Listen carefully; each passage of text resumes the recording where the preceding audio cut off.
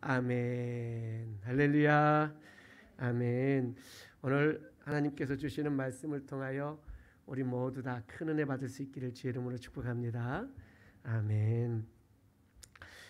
날씨가 많이 풀렸습니다. 저는 요 며칠 봄이 오나 이렇게 생각할 만큼 날씨가 많이 풀리고 조금 따뜻해진 것 같아서 한결 마음도 따뜻해지는 것 같습니다. 이렇게 전염병 때문에 너무 많이 힘들어하는 이때에 추운 날씨가 우리를 더욱 마음을 움츠려들고 몸을 움츠려들게 했었는데, 날씨가 따뜻해지면서 또 하나님께서 주시는 은혜가 우리 사랑하는 성도들 마음과 또 가정에 따뜻하게 임하시기를 주의 이름으로 축원합니다. 아멘. 하나님께서 우리에게 복을 늘 주시려고 애를 쓰시는 분이에요. 하나님은 우리가 복 받기를 원하세요. 여러분 믿으십니까? 우리 하나님의 이 진심을 우리가 좀 알아야 돼요. 진심을 알아야 돼요. 그런데 우리가 그 진심을 잘 못 알아주는 경우들이 많이 있는 걸 봐요. 하나님은 아버지시고 우리는 자녀 아니겠습니까?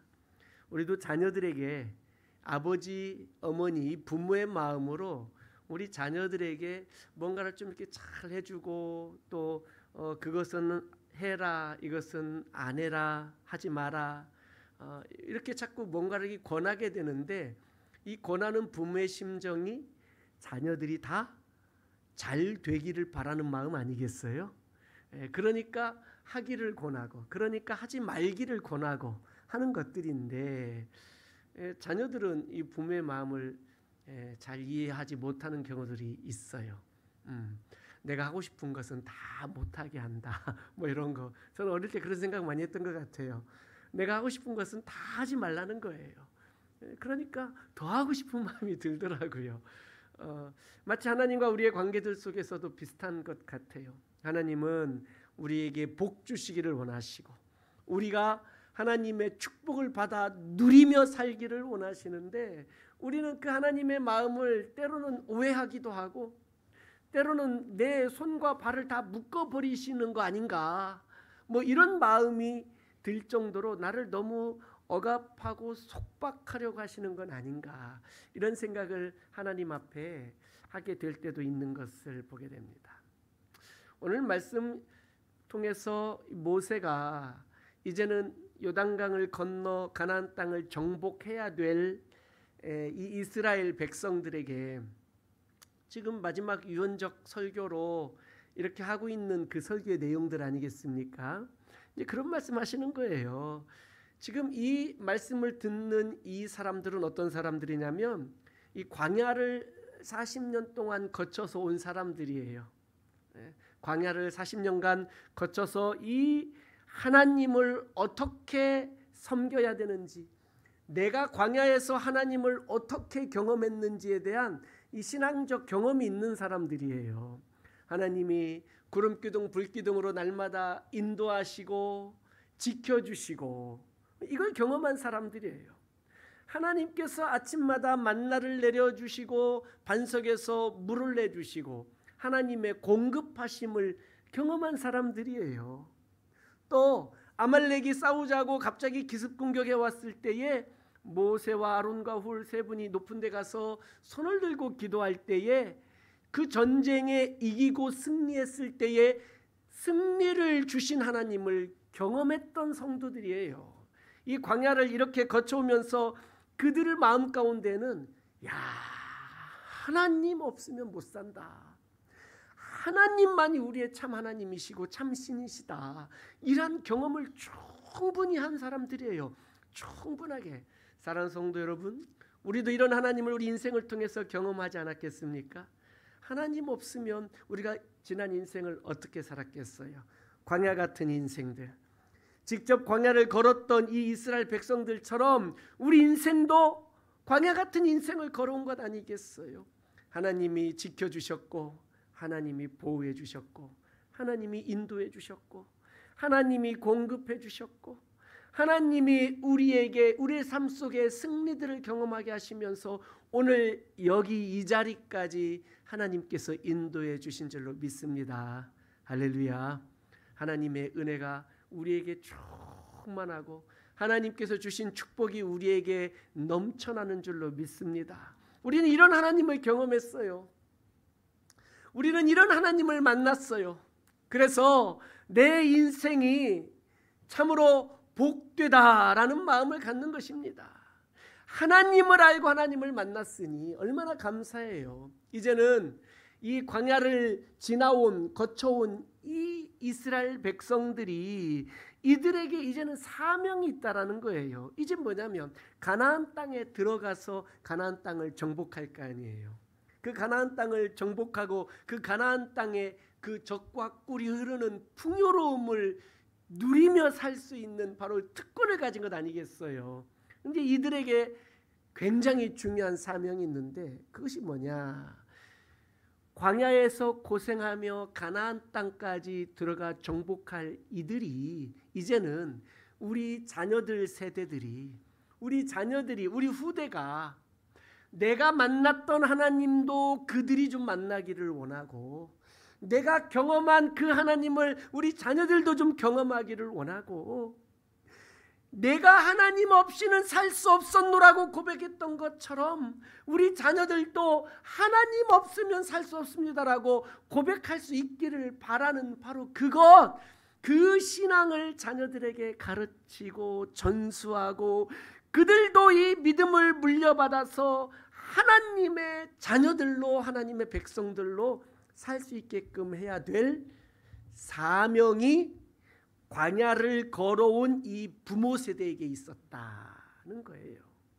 그래서 오늘 말씀 신명기 말씀을 11장 말씀을 통해서도 오늘 모세가 백성들에게 굉장히 강조합니다. 오늘 본문 읽은 본문 그 앞에 18절부터 보게 되면 우리 지난주 17절까지 봤죠? 18절 보게 되면 이러므로 너희는 나의 이 말을 너희의 마음과 뜻에 두고 또 그것을 너희의 손목에 매어 기호로 삼고 너희 미간에 붙여 표로 삼으며 19절 같이 읽어요. 시작. 또 그것을 너희의 자녀에게 가르치며 집에 앉아 있을 때든지 길을 갈 때든지 누워 있을 때든지 일어날 때든지 이 말씀을 강론하고. 할렐루야. 첫 번째로 이스라엘 백성들이 광야를 거쳐오면서 하나님을 경험한 이들이 해야 할 일이 뭐냐면 그 하나님의 말씀을 내 마음에 먼저 두고 그리고 그 다음에 자녀들에게 부지런히 가르치라는 거예요. 언제 가르쳐야 됩니까? 오늘 말씀 보니까 19절에 보니까 언제 가르쳐야 되는지 보니까 앉아 있을 때든지 길을 갈 때든지 누워 있을 때든지 일어날 때든지 이게 언제 가르치라는 얘기예요? 기회가 있을 때마다 이 하나님의 말씀을 내 마음에 둔 이 말씀을 자녀에게 가르치고 강론하고 가르치라는 거예요. 왜 이렇게 가르쳐야 됩니까? 바로 그거예요. 내가 만난 내가 경험한 그 하나님을 우리 자녀들도 만나고 우리 자녀들도 그 하나님을 경험하고 내가 하나님의 은혜와 복을 누리며 살았던 것처럼 하나님의 보호와 인도하심으로 내 인생을 살았던 것처럼 우리 자녀들도 하나님의 보호와 인도하심 속에 살 수 있게 하기 위해서는 말씀을 기회가 있을 때마다 가르치라는 거예요. 기회가 있을 때마다. 요즘 현대 우리 그리스도인들은 자녀들과 이렇게 함께 같이 있으면서 자녀들에게 막 24시간 붙어서 애들하고 있기가 어렵잖아요. 요즘 뭐 다들 직장들 아빠도 직장, 엄마도 직장, 뭐 다 직장들 다니는 분들 많고 그러니 아이들과 아침에는 막 서둘러서 막 본인도 출근해야 되는데 애들 밥 먹여서 학교 보내기 바빠서 뭐 대화는 할 수 있겠습니까? 빨리 일어나라, 빨리 씻어라, 뭐 숙제는 해서 챙겨가냐, 뭐 준비물 챙겼냐, 뭐 이런 거 막 바쁘고 후다다닥닥닥 보내기 바쁘죠. 저녁에 만나면 애들은 뭐 그냥 뭐 학교 잘 갔다 왔냐, 뭐 학원 갔다 왔냐, 숙제했냐, 밥 먹었냐, 씻고 자라, 뭐 이 정도. 그럼 다 피곤하니까 다 아이들하고 하나님의 말씀을 나눌 기회가 없어요. 기회가 시간이 가정에서도 없고. 오늘 중고등부 청소년들 수련회를 오늘 시작합니다. 다음 주일까지예요. 내일과 모레는 우리 초등부 아이들 성가대 엔젤 콰이어 또 줌으로 찬양 모임하면서 찬양 가사로 또 하브루타도 하고 또 가르치는 시간들을 갖습니다. 이런 기회를 잡는 거, 이런 기회. 옛날하고 많이 문화가 바뀌었어요. 전에는 어디 수련회 가가지고 저녁에 막 주여하면서 불 꺼놓고 기도하다가 성령도 받고 뭐 방언도 받고 뭐 이런 수련회들이 전에는 일반적 수련회였으나 요즘은 그런 수련회 하기가 어려워요. 굉장히 힘든 시대가 되어져 버렸어요. 저는 이렇게 여름 수련회, 겨울 수련회를 통해서라도 애들이 예수님을 만나고 그들이 은혜 받고 그들이 하나님이 살아계신다고 고백하고 그들이 정말로 내 인생 하나님을 위해 살겠노라고 결단하면서 어떤 친구들은 뭐 나 커서 선교사님 될래요 뭐 이런 친구들도 막 청소년기에 생겨나기도 하고 청년기에 생겨나기도 하고 뭐 이런 일들이 있는데 요즘은 그런 문화가 막 점점 없어져 가고 있는 시대가 되어져 버려서 우리 아이들이, 우리 자녀들이 하나님을 만나고 말씀으로 가르침을 받을 기회가 적어요. 너무 적어요. 일주일에 한 번 교회 와서 1시간 예배하는 것 가지고는 하나님을 만날 수 있는 기회를 아이들에게 제공하기가 굉장히 어려워요. 그래서 우리 엄마 아빠들이, 할머니 할아버지들이 집에서 아이를 볼 때마다 조금 피곤하고 힘들어도 어떤 시간이든지 잠잘 때, 누워있을 때든지 일어날 때든지 밥 먹을 때든지 같이 길을 걸어갈 때든지 같이 마트에 갈 때든지 언제든지 편안하게 하나님의 말씀을 나누고 가르치고 할 수 있는 거, 하브루타면 좋잖아요. 하나님의 말씀 들은 거 물어보고 질문하고 대화하고 토론하고 하면서 하나님의 말씀을 가르치는 이거 왜 이렇게 해야 되나, 이거 왜 이렇게 믿음이 전수되어지지 않으면 자녀들이 부모와 함께 가나안 땅에 들어간다 할지라도 그들은 믿음이 전수되지 않으면 그 땅을 누릴 수도 없고 하나님과 상관없는 사람들이 되어버릴 수밖에 없다는 거예요. 사랑하는 성도 여러분, 우리 자녀들 세대의 믿음이 잘 전수될 수 있기를 주의 이름으로 축복합니다. 가만히 기도만 가지고 되는 것도 아니고 그렇게 간절히 바라는 마음으로만 되는 게 아니라 부지런히 자녀들에게 하나님의 말씀을 가르치라 라고 오늘 이렇게 모세가 오늘 우리에게도 똑같이 명령하고 있다는 거예요. 명령하고 있어요. 이래야만이 믿음이 전수되고 대를 이어 축복의 길을 걸어갈 수 있게 되는 줄로 믿습니다. 우리 자녀들 세대가 바로 이런 축복의 길을 이어갈 수 있기를 주의 이름으로 축원합니다. 우리 부모님 세대는 광야길 열심히 고생하면서 왔잖아요. 그리고 이제는 또 할 일이 하나 더 남았잖아요. 가나안 땅을 정복할 일, 싸워 정복할 일 남아있잖아요. 나를 위해서도 그렇지만 더 중요한 것은 하나님의 약속처럼 너와 네 자손에게 이 땅을 주겠다 말씀하신 그 약속처럼 우리 자녀들 세대를 위해서 가나안 땅을 정복하는 일들을 포기하지 마시기를 주의 이름으로 축원합니다. 하나님께서 만나를 내려주시고 반석에서 물을 주신다고 광야에서 영원히 살 건 아니잖아요. 하나님도 우리가 그렇게 광야에서 영원히 살기를 바라지 않으세요. 우리가 하나님의 복이 넘치는 가나안 땅과 같은 이런 누림을 갖는 그런 귀한 인생 살 수 있기를 주의 이름으로 축복합니다. 가나안 땅은요, 하나님이 주시는 땅이지만 절대 안전한 땅이 아니에요. 절대로 안전한 땅이 아니에요. 우리가 지난주 말씀을 나눈 것처럼 하나님이 이른 비와 늦은 비를 내려주지 아니하시면 거기에는 제대로 된 큰 강물도 없고 또랑같이 흘러가는 요단강 하나밖에 없기 때문에 하나님이 이른 비와 늦은 비를 내려주지 아니하시면 그 땅은 젖과 꿀이 흐르는 땅이 아니라 기근이 오는 땅이 되어버릴 거고 폐허가 되어버릴 땅들이에요. 사람이 살 수 없는 땅이 되어버리는 거죠.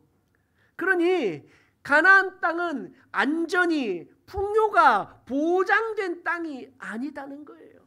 하나님의 은혜가 매일같이 날마다 시시때때로 비를 내려주지 아니하시고 하나님이 외방 적들로부터 지켜주지 아니하시면, 하나님의 은혜가 없다면 가나안 땅은 절대로 안전한 땅도 아니고 절대로 풍요로운 땅도 아니다라는 거예요. 그러니 오늘 말씀에도 보니까 하나님께서 두 가지 선택지를 우리 앞에 딱 갖다 놓으셨어요.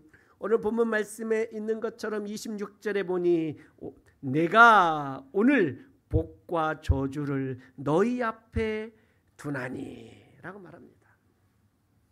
복과 저주를 우리 앞에 딱 두었다는 거예요.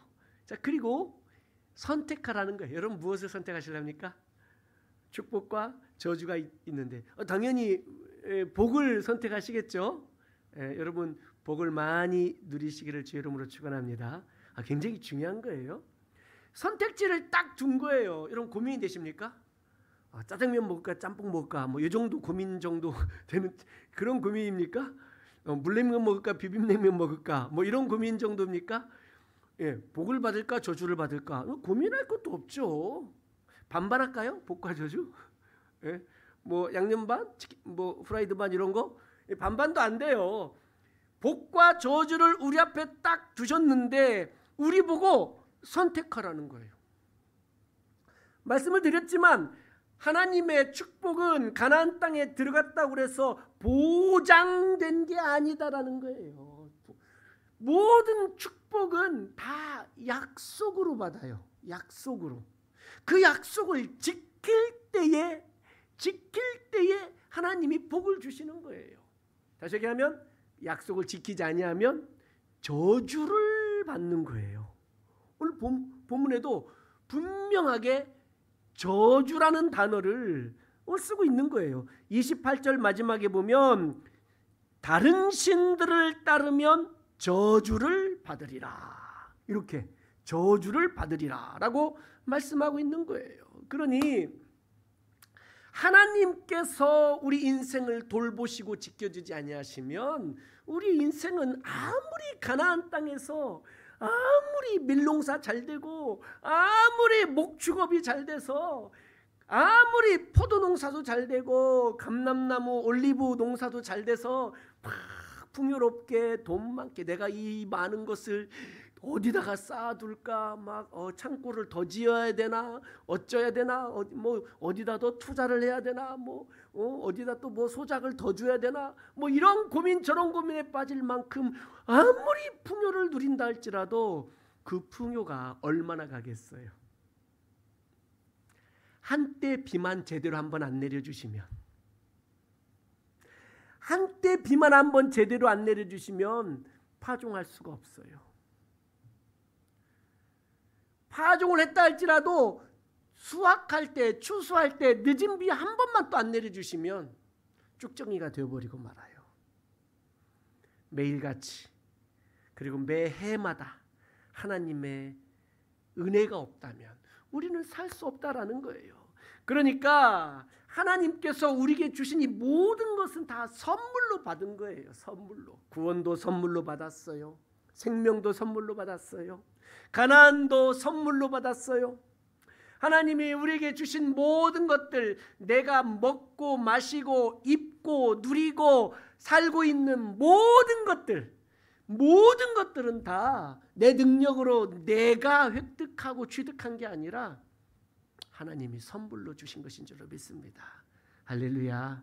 그러니 이스라엘 백성들이 가나안 땅에 들어가서 그들이 안전하게 행복하게 살 수 있는 비결은 그들이 국력을 더 막강하게 해가는 게 그들의 안전을 보장하는 것도 아니고 그들이 국방을 튼튼히 하고 무슨 뭐 미사일 만들고 핵무기 하나 소유한다고 그들의 안전이 보장되는 것도 아니다라는 거예요. 아니에요. 비 한 번 안 내려주시면 다 끝나요. 다 끝나요. 결국은 언제 우리가 안전할 수 있느냐? 우리 인생이 언제 복을 누리며 살 수 있느냐? 내가 믿음이 커질 때, 내 믿음이 커질 때 우리 안전이 보장이 되고, 내 믿음이 성장할 때에 우리 인생의 행복이 찾아오고, 내 믿음이 흔들리지 않을 때에 하나님의 축복은 계속될 줄로 믿습니다. 할렐루야. 그러니 외적인 것들을 너무 내 인생의 안전과 행복을 위해서 외적인 것들을 계속해서 내가 뭔가를 이 쟁취하려고 그러고 집착하려고 하는 이 마음들은 결코 우리 인생을 복되게 하지 않아요. 오히려 하나님을 떠나게 만들 가능성이 훨씬 더 크다는 거예요. 그래서 하나님께서 우리에게 바라시는 것이 무엇입니까? 하나님을 두려워하는 마음, 경외하는 마음을 갖기를 원하세요. 하나님을 두려워하는 마음. 내가 하나님 앞에 참으로 올바른 태도를 가지고 내가 올바른 태도로 하나님을 대하기를 하나님이 우리에게 요구하시는 거예요. 내가 하나님을 경외하지 않으면, 내가 하나님 앞에 하나님을 두려워하는 마음을 갖지 않는다면 우리는 하나님 앞에서 참으로 오만방자한 모습으로 하나님 앞에 서게 되는 거예요. 조금만 한 해 농사만 잘 돼도 교만해져 가지고 그냥 이제 뭐 하나님 없어도 살 것처럼 이렇고, 하나님을 두려워한다면 하나님이 하시는 말씀에 경청하여 귀 기울이게 되고, 하나님을 두려워하는 마음이 있다면 하나님이 원하시고 바라는 삶을 우리가 살려고 애를 쓸 수 있다라는 거예요. 사랑하는 성도 여러분, 우리가 하나님을 두려워하면 그 누구도 우리를 이길 수 없고, 우리가 하나님을 두려워하면 오히려 세상이 우리를 두려워하게 될 줄로 믿습니다. 할렐루야.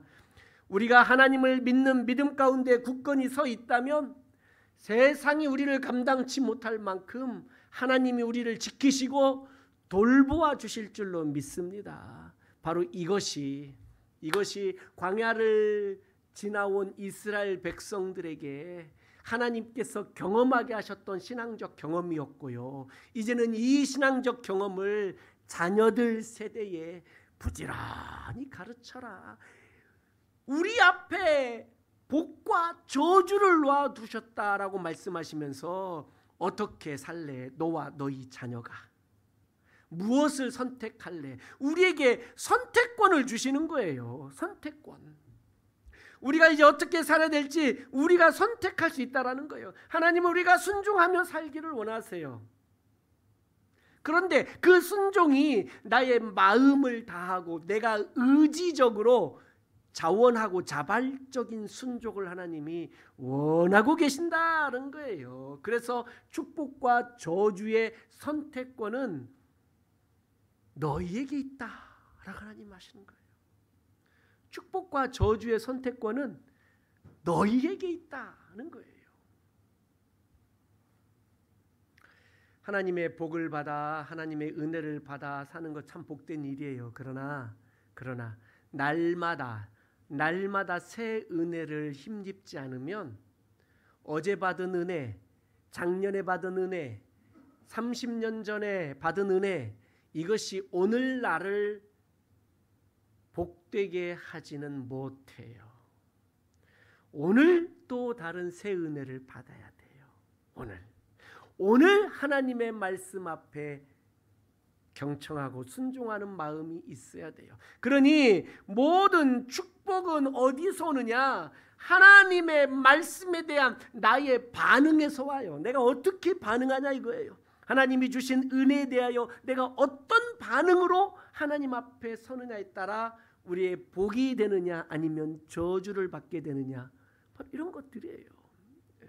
그러니 무조건 복 받으라, 축복합니다, 이것만 능사가 아니에요.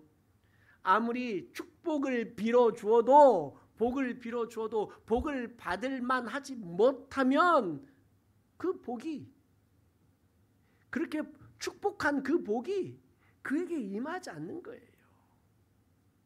주님께서도 제자들에게 전도하며 전도자로 파송할 때에 어디를 가든 제일 먼저 그 집에 평안을 빌라라고 그랬어요. 샬롬, 이 집이 평안하기를 원합니다. 그러나 이 집이 그 평안을 받을 만한 자격이 되지 않는다면 그 집에 평안이 임하지 않는 거예요. 사랑하는 성도 여러분, 하나님께서는 우리에게 마음을 다하여 하나님만을 사랑하기를 하나님이 간절히 바라고 계세요. 중간은 없어요. 중립지역은 없어요. 하나님도 사랑하고 세상도 사랑하고 적당히 이렇게 섞은 이 중립 없어요. 하나님을 사랑하지 않으면 하나님을 미워하는 거예요. 중립이 없어요. 뭐 이런 거 있잖아요. 나는 저 사람을 사랑하지도 않고 미워하지도 않아. 그런 사람이 있나요? 있죠. 내가 저 사람을 사랑하지도 않지만 미워하지도 않아. 뭐 그런 사람이 있어요. 그러나 하나님과 우리와의 관계 속에서는 그게 통하지 않아요. 가운데가 없어요. 중립이 없어요. 하나님을 사랑하냐? 하나님을 미워하냐? 이거예요. 그러니까 하나님을 사랑하지 않는 것은 하나님을 미워하는 거예요. 반대로 하나님을 미워하지 않는 것은 하나님을 사랑하는 겁니까? 적당히 하나님과 우상을 함께 겸하여 섬기는 것, 이것은 불가능하다는 얘기예요. 하나님과 세상을 적당히 양쪽에 다리를 다 걸쳐놓고 살아가는 것 불가능한 일이라 이거예요. 그렇지 않다는 거예요. 세상을 조금만 사랑하게 되면 하나님을 거절한 것과 같다라는 거예요. 하나님을. 그러니 내가 하나님이 주는 복도 좀 받으면서 세상에서 누릴 것도 좀, 세상적인 것도 좀 누려야겠다라고 이쪽 좋은 거 저쪽 좋은 거 내 마음에 좋은 거 왔다 갔다 이렇게 필요할 때 요거 하나님이 원하시지 않는다는 거죠. 뭐 이런 것을 우리는 일명 혼합주의다라고 말해요. 하나님도 우상도 하나님도 세상도 같이 사랑하는 이 마음을 혼합주의다. 결코 하나님은 용납하지 않습니다.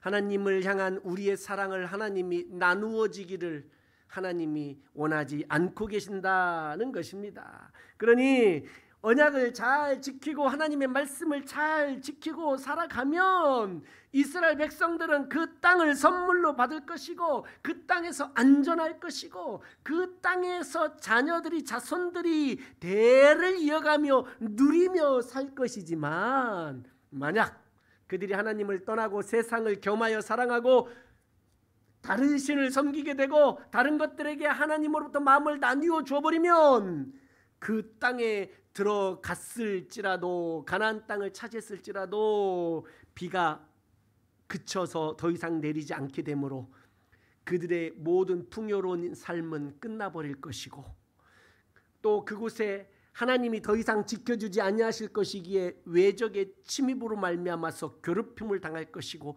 결국 그 땅을 빼앗길 것이고 그 땅에서 쫓겨나게 될 것이다라는 거죠.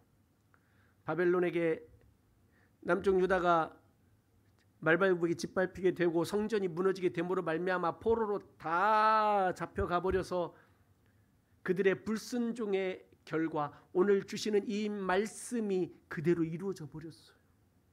그대로 이루어져 버렸어요. 이스라엘이라고 해서 그들에게 하나님이 주신 축복이 영원히 보장되는 것이 아니다는 거예요. 아니다. 내 마음을 어떻게 하나님 앞에 드리며 사느냐가 굉장히 중요해요. 굉장히. 우리는 창세기 말씀에 보면 야곱의 인생을 우리가 잘 알아요. 야곱이 어떤 사람입니까? 둘째 아들이었어요. 그것도 억울하게 쌍둥이 둘째, 형하고 몇 년 차이 나는 것도 아니에요. 바로 쌍둥이. 이 둘째라는 이것 때문에 늘 컴플렉스가 있었어요. 본인은 하나님의 축복을 받고 싶었어요. 어떻게 받았습니까? 형을 속이고 아버지를 속여서 아버지 이삭의 그 축복 기도를 야곱이 몰래 받아버렸잖아요. 몰래. 그리고 도망가잖아요. 우리가 그런 모든 걸 기억해요. 하나님의 축복을 아버지를 통해서 안수기도를 받음으로 야곱이 받았는데 그가 하나님 앞에 자신의 마음을 드리지 않으니 그의 인생이 얼마나 험난한 인생을 그가 살게 되었어요. 얼마나 힘든 인생을 살았어요. 돈은 좀 벌어서 복을 받았을지는 몰라도 그의 인생은 그의 마음은 하루도 평안할 날이 없었어요. 결국 기근 때문에 애굽에 들어가서 애굽에서 총리가 된 요셉을 만나게 되었고 죽을 날이 가까워서 이제는 병이 들어 곧 죽게 되었을 때에 요셉이 두 아들을 데리고 므낫세와 에브라임 두 아들을 데리고 아버지 야곱에게 데리고 왔어요. 축복기도 해달라고. 축복기도 해달라고.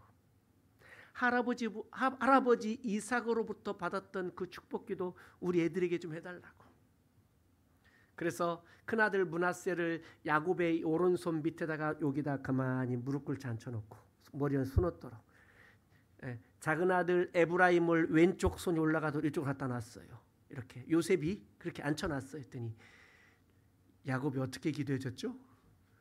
슉, 슉, 손을 바꿔서 오른손으로 작은 아들 에브라임에게, 왼손을 큰아들 므낫세에게 얹은 거예요. 그때 요셉이 늙은 아버지에게 얘기합니다. 아버지, 우리 어르신들한테 아버지 지금 뭐 하십니까? 바뀌었어요. 오른손 왼손이 바뀌었어요. 그 아버지 말씀합니다. 나도 안다. 나도 안다. 그래서 작은 아들 에브라임에게 오른손이 얹어져서 하나님의 복이 이에게 더 간 것 같아요. 이 에브라임 족속이 어떤 족속입니까? 앞으로 크게 하나님이 쓰시는 민족이 되는 거예요. 이 에브라임 족속에서 출애굽할 때에 여호수아와 갈렙 중에 이 여호수아가 에브라임 사람이에요. 여호수아가 에브라임 사람. 그리고 이스라엘이 남과 북으로 나누어질 때에 북쪽 이스라엘이 이 에브라임 지파가 왕들을 해요. 에브라임 지파가 큰 복을 받은 족속이 돼요. 자, 그렇다면 왼손이 얹어졌던, 갑자기 큰아들이었는데 왼손이 얹어졌던 이 므낫세는 어떻게 됐을까요? 므낫세, 이 므낫세. 얘는 아예 막 찌그러들었을까요? 이 므낫세. 야곱과 그의 형 에서를 보게 될 때에 에서는 동생이 아버지의 축복기도를 빼앗아간 것 때문에 분노가 일어났어요. 질투가 일어났어요. 이놈 동생 잡아 죽이겠다고 칼을 들고 쫓아갔어요. 그것 때문에 이 마음에 이 분노를 삭일 수가 없어요. 그것을, 축복을 동생에게 해줘버린 아버지에 대한 원망하는 마음, 그걸 도와준 엄마에 대한, 어머니 리브가에 대한 원망하는 마음들이 그 마음속에 가득 차 있었어요. 평생 한으로.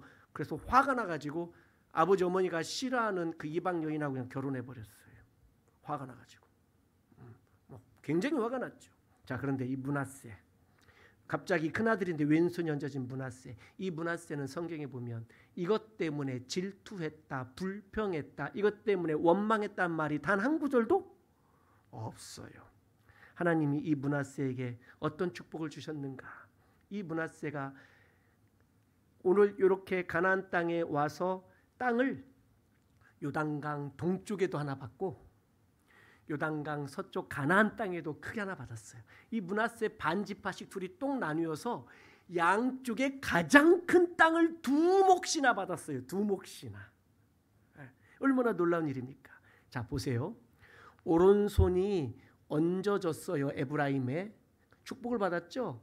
그렇죠? 여호수아가 태어났죠. 그리고 이들에게 북쪽 이스라엘의 왕이 되는 놀라운 왕조를 이루었죠. 그런데 이 북쪽 이스라엘 왕조가 어떻게 됐나요? 이들이 금송아지를 만들어서 하나님이라고 우상을 만들어 버렸고, 이들이 하나님을 떠나서 이들이 얼마나 악한 왕들이 북쪽 이스라엘에 많았어요. 그렇죠? 자, 보세요. 근데 므낫세는 왼손 얹었죠. 근데 땅을 두 몫이나 받았어요. 자, 우리에게 하나님 주시는 축복은 오른손이 얹어졌다고 그래서 이 사람의 축복이 운명적으로, 숙명적으로 영원히 보장된 게 아니라는 거예요. 왼손이 얹어졌다고 그래서 그의 인생은 이제는 아이고 힘들다, 어렵다, 아이고 이제는 꼬였다, 큰 복은 받지는 못하겠구나, 이것도 아니라는 거예요. 아니라는 거예요. 아니에요. 옛날에 성령 충만하면 받았다, 내 인생 왜? 아니에요. 아니에요. 지금 내가 하나님 앞에 어떻게 내 믿음으로 반응하고 내 삶으로 은혜에 대해서 반응하고 내가 지금 어떻게 하나님 앞에 사느냐가, 이게 가장 중요한 거예요. 축복이 영원히 보장되는 게 아니에요. 저주가 영원히 흘러가는 것도 아니에요. 오늘 내가 하나님의 축복을 이어갈 수도 있고, 오늘 내가 하나님의 저주를 이어갈 수도 있어요. 반대로 오늘 내가 하나님의 축복을 끊어버릴 수도 있고, 오늘 내가 하나님의 저주를 끊어버릴 수도 있는 거예요. 내가 오늘 내가. 그래서 우리 앞에 늘 하나님의 복과 저주가 있어요. 나의 선택으로 하나님이 주셨어요. 이 두 가지 중에 무엇을 선택할 것인지 우리에게 선택하라는 거예요. 간단해요. 복을 받는 비결은 하나님의 말씀을 내 마음에 두고 이 말씀대로 살아가고 이 말씀을 자녀들에게 잘 가르치면 복을 받을 것이라는 거예요. 아주 단순해요. 저주를 받는 방법. 하나님을 사랑하는 마음을 나누어 다른 것들을 사랑하고 세상을 사랑하고, 하나님을 떠나서 여기저기 다른 데 끼웃거리고, 하나님의 말씀대로 살지 않고 주신 사명도 감당하지 않고 그저 내가 살고 싶은 대로 살아가면 그냥 그렇게 저주를 선택하게 되는 거예요. 이 얼마나 단순하고 얼마나 간단한 거예요. 사랑하는 성도 여러분, 오늘도 우리 앞에 이러한 선택이 여전히 남아 있습니다. 하나님이 우리에게 무엇을 선택할 것인지 우리에게 그 선택할 수 있는 기회를 주십니다. 사랑하는 성도 여러분, 오늘 우리 앞에 하나님의 말씀이 있어요. 이 말씀을 여러분 어떻게 받으실랍니까? 그 말씀에 어떻게 반응하실랍니까? 우리 운명이 이 말씀에 대한 우리의 반응으로 결정되어져요. 축복과 저주. 나의 운명을 스스로 결정할 수 있는 결정권을 하나님이 우리에게 주셨다는 거예요. 내 운명을 내가 결정할 수 있게 해주셨어요.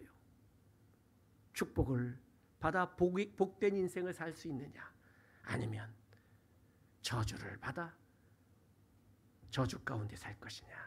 여러분 무엇을 선택하실랍니까?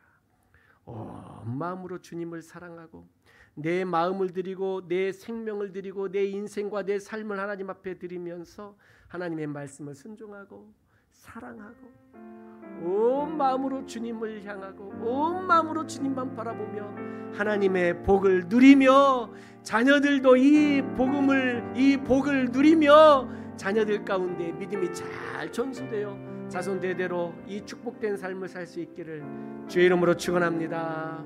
아멘.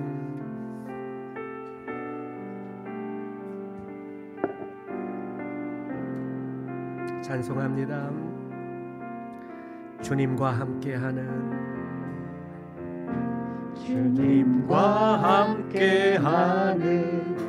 이 고요한 시간, 주님의 보좌 앞에 내 마음을 쏟네. 모든 것 아시는 주님께 감출 것 없는 내 맘과 정성 다해 주 바라나이다.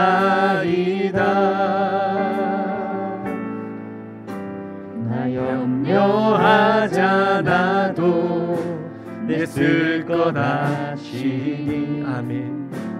나 오직 주의 얼굴 구하게 하소서. 나 이해할 수 없을 때라도 감사하며 날마다 순종하며 주 따르오리다. 온 마음 다해 사랑합니다.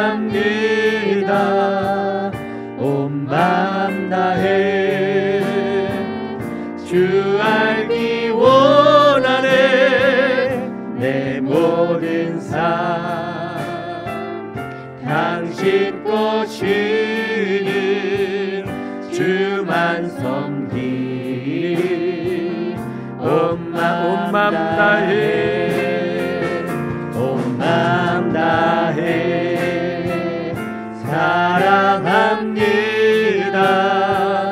온 마음 다해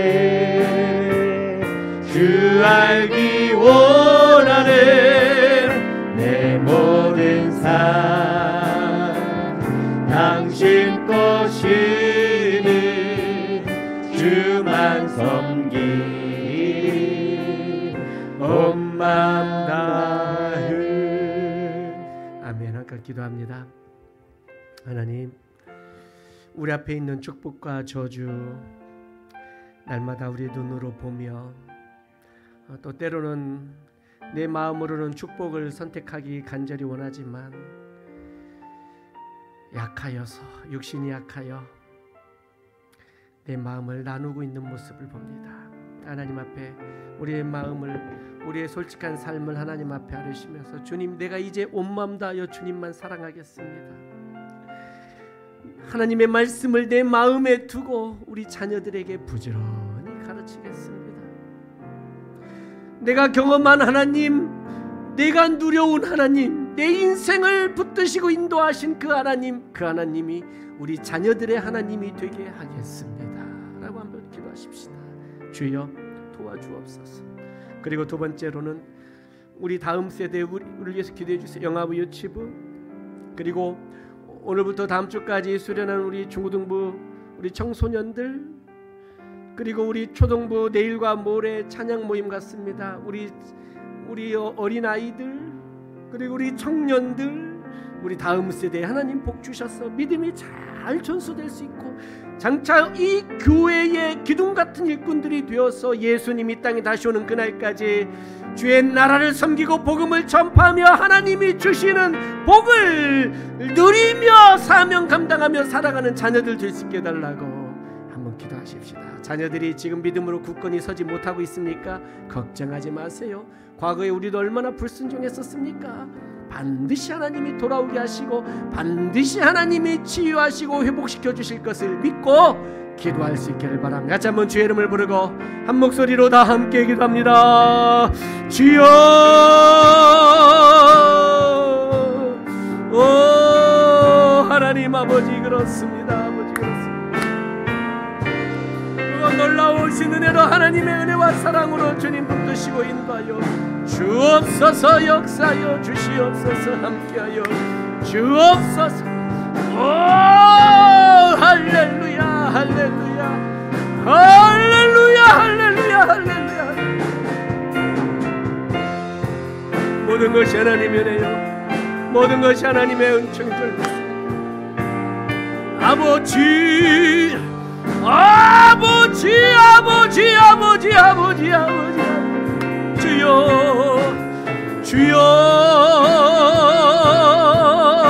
하나님 아버지,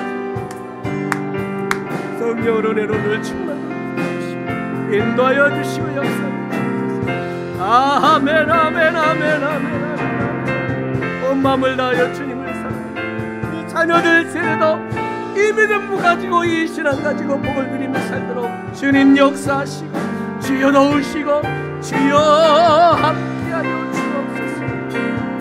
하나님 아버지여 함께하여 주옵소서. 아버지 하나님 모든 영광을 돌려드립니다. 우리 예배 교도를 거치 이제 오늘부터 다음 주까지 수련한 우리 중고등부 청소년들에게 하나님의 은혜를 주시고 믿음으로 잘 양육하도록 주님 역사하여 주옵소서. 내 가문에 우리 초등부 아이들에게 과여 찬양 모임합니다. 은혜 받게 하시고 믿음이 잘 서시고 주님 역사하여 주옵소서. 우리 청년들을 붙드시고 젊은 날에 하나님의 나라와 영광을 살겠노라고 결단하고 나아가는 귀한 젊은이들 되도록 주여 도와주옵소서. 역사하여 주옵소서. 오 하나님, 우리 자녀들 세대에 믿음으로 다시 함께 세워줄 줄을 믿사오니 감사합니다. 주님 감사 영광 받으시옵소서. 하나님 아버지 감사합니다. 오늘 말씀을 통하여 하나님께서 우리에게 복받기를 원하시는 간절한 주의 마음을 다시 한번 깨닫게 해주셔서 감사를 드립니다. 하나님, 온 마음을 다해 하나님을 섬기며 살겠습니다. 마음을 나누어 하나님도 사랑하고 세상도 사랑하는 어리석은 일들을 이제는 다 내려놓고 버리겠습니다. 하나님만을 바라보고 우리 인생 지켜주시고 돌보신 분이 하나님이심을 고백하며 주님 앞에 섭니다. 우리 자녀들 세대도 하나님을 나의 구주라고 고백하며 살 수 있도록 자녀들 세대에도 믿음을 주시옵소서. 오늘부터 다음 주까지 진행되어지는 우리 청소년 중고등부 수련회에 하나님 은혜를 주셔서 청소년들 예수님을 인격적으로 만나고 믿음이 성장하도록 주님 도와주옵소서. 내일과 모레 우리 초등부 아이들 주여 찬양 모임 같습니다. 찬양으로 하나님을 경배하고 부르며 그 가사로 묵상하며 하부르트할 때도 하나님 우리 자녀들 마음 가운데에 큰 믿음이 생겨나도록 주님 도와주시옵소서. 오늘도 우리 가운데 함께 하신 하나님을 찬양합니다. 주여 영광을 받으시고 사랑하는 성도들 날마다 주의 복을 누리게 하여 주옵소서. 예수님 이름으로 감사하며 기도하옵나이다.